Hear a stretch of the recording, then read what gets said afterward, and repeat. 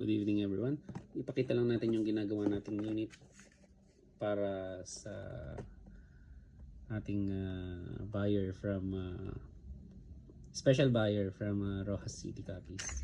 So WG17 Gen 3 backup unit to for practical shooting. Nilagyan natin ng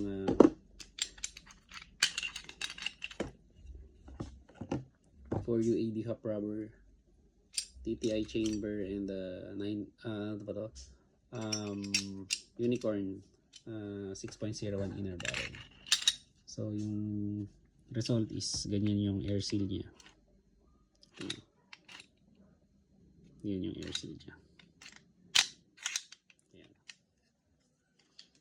So tsaka linagyan din natin ng high impact hammer roller plus 4 UAD trigger. So yung trigger pull niya is ganito.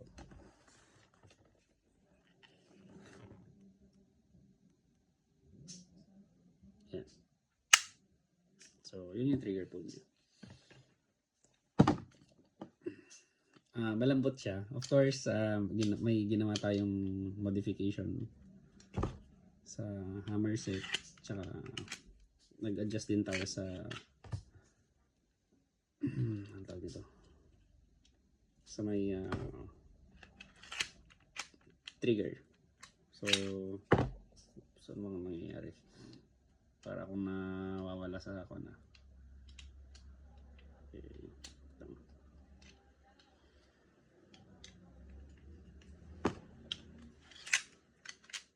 hindi pala, sorry, ano ba yan, napapahiya ako. So ayan. Oh, ito yung trigger pull.